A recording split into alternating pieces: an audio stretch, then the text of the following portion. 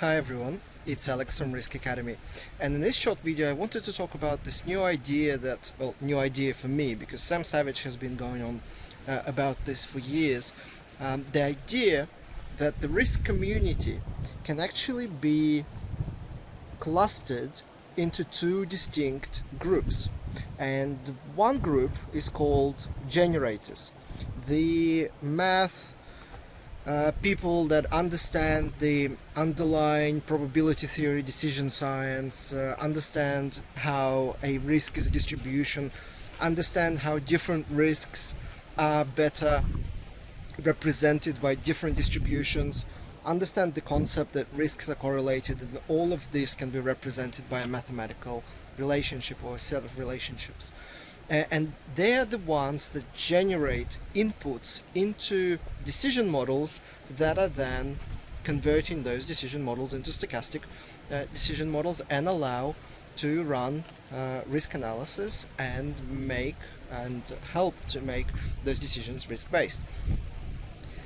So this group is called generators, and they're probably the minority. I mean, out of hundreds of risk managers that I know in Europe, I have this little WhatsApp group where I have all the quant risk managers, and there's probably just over 10 of them out of hundreds of risk managers that I know and that we have in a different WhatsApp group for everybody else.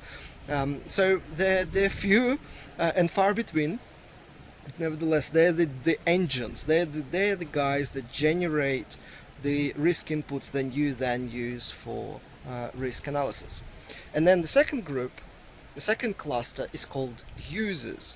So these are the people that understand the general principles of how probability theory and decision science work, understand how risk needs to be integrated in decision making, but their core competency is selling the idea to decision makers, to executives, facilitating, driving the change, monitoring the risks, really kind of helping to embed the outputs from the generators into the business processes and day-to-day activities. So, which one are you? Let me know.